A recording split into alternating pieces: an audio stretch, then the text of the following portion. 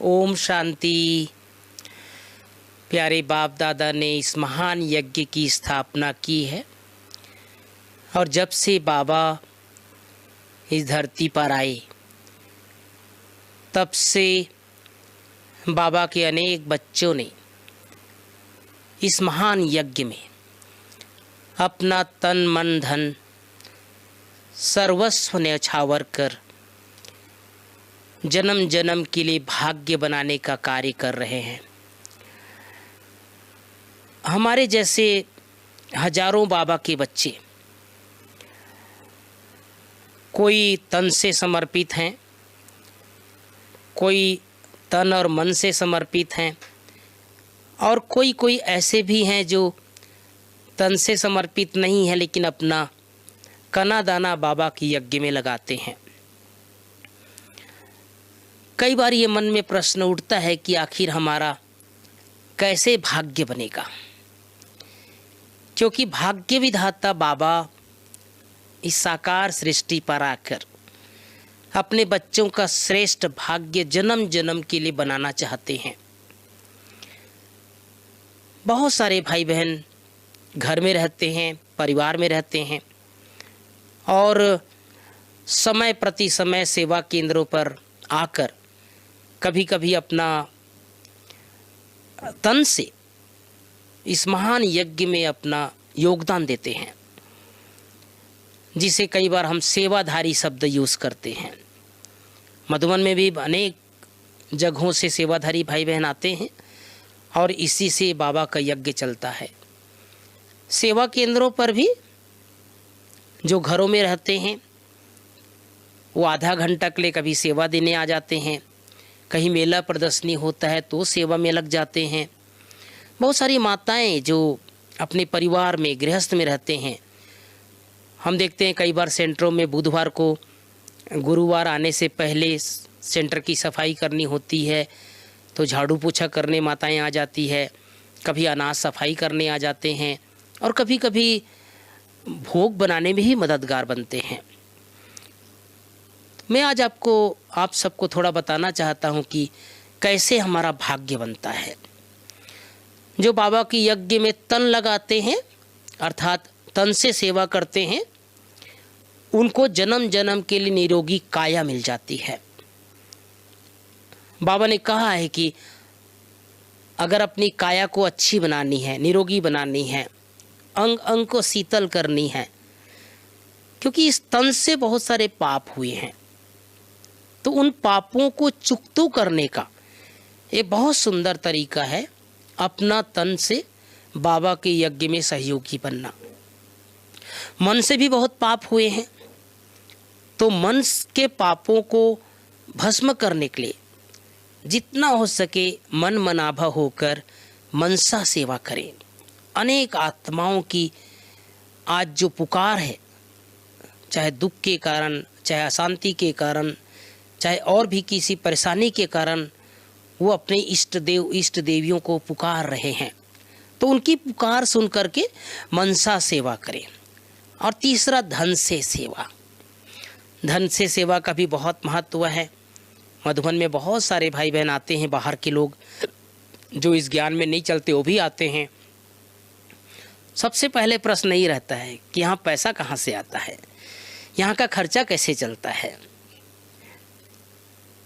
तो हम जब वो ज़्यादा पूछने लग जाते हैं तो लोगों को बताते हैं कि यहाँ जो भी बाबा के बच्चे यहाँ ज्ञान में चलते हैं वो अपना तन मन धन कना दाना यज्ञ में लगाते हैं और उससे बाबा का कार्य चलता है।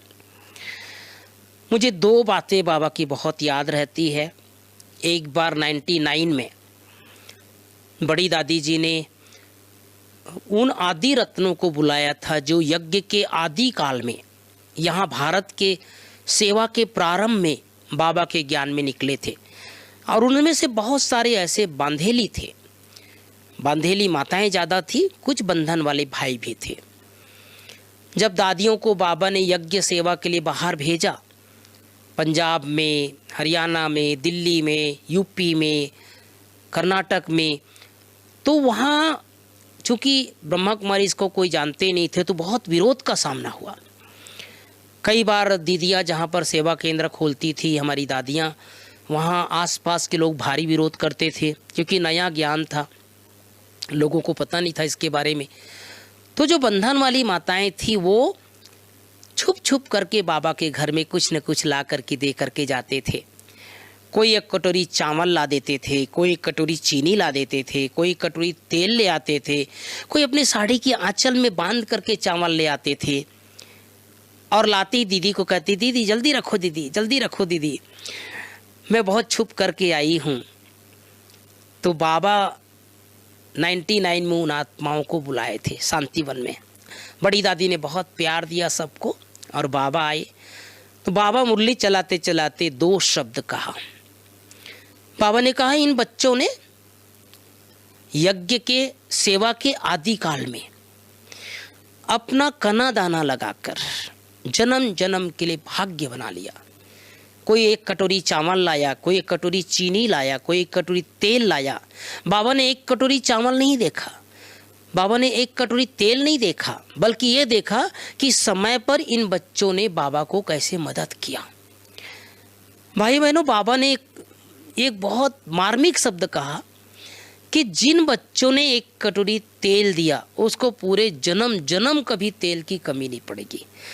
जिन बच्चों ने एक कटोरी चीनी चावल दिया उसको 84 जन्म कभी चावल के लिए हाथ फैलाना नहीं पड़ेगा।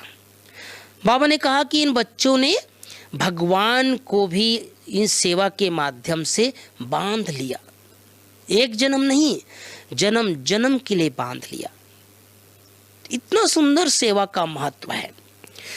दूसरी घटना मुझे याद रहती है, जब ज्ञान सरोवर का निर्माण कार्य शुरू होने वाला था, उसके पहले यहाँ के ज़मीन लेने के बाद बहुत प्रॉब्लम आई। यहाँ कंस्ट्रक्शन नहीं कर सकते थे। उस समय के यहाँ गवर्नर साहब थे चेन्ना रेड्डी जी। चेन्ना रेड्डी जी बाबा के ज्ञान को मानते भी थे, सहयोगी भी थे, दादियों से बहुत प्यार था और उसने अपने तरफ से काफ़ी सहयोग दिया था यहाँ की ज़मीन के निर्माण कार्य के पहले और उसके बाद भी। तो मुझे याद है, ओम शांति भवन में बाबा से मिलने आए और बाबा से मिलने के लिए जब स्टेज पर गए तो बाबा का एक बहुत सुंदर शब्द उनके लिए निकला, वो हम सब के लिए काम की चीज़ है। बाबा ने कहा, बच्चे तुमने ज्ञान सरोवर के निर्माण में बहुत अपना योगदान दिया, अब जितना भी सेवा ज्ञान सरोवर में होगी उसका 10% शेयर आपको जीवन भर मिलता रहेगा। बाबा ने कहा, तुम बैठे बैठे शेयर होल्डर बन गए। कितनी बड़ी बात है ना। आज बाबा के घर में कोई सेवा केंद्रों पर कोई दरी ला देता है, कोई पंखा लगा देता है, कोई नया मकान बनता है तो ईंट लगा देता है, कोई सीमेंट दे देता है। तो कितनी ये सब सेवा से हमारा जन्म जन्म का भाग्य बन जाता है। सेवा कोई छोटी और बड़ी नहीं होती है। आप सेंटर आए, मान लो दीदी ने कहा कि यहाँ झाड़ू लगा दो, तो झाड़ू लगाने का भी महत्व है। कहीं खाना बनाने में मदद कर रहे हैं, ब्रह्मा भोजन बनाने में मदद कर रहे हैं, उसका भी बहुत महत्व है। कहीं आप प्रदर्शनी लगाने जा रहे हैं, वहाँ मदद कर रहे हैं, उसका भी बहुत महत्व है। कहीं आपको प्रवचन करने को मिल रहा है, उसका भी बहुत महत्व है। किस भाव से, किस समर्पण भाव से हम सेवा दे रहे हैं, उसका बहुत महत्व है। और कितनी सुंदर स्थिति के साथ हम सेवा कर रहे हैं, खुशी से कितना हम सेवा कर रहे हैं, उसका बहुत महत्व है। तो बाबा की इस महान यज्ञ में हम सब साधारण बाबा के बच्चे अपना तन, अपना मन, अपना धन लगाते रहें तो जन्म जन्म के लिए, कल्प कल्प के लिए हमारा श्रेष्ठ भाग्य बन जाएगा। ओम शांति।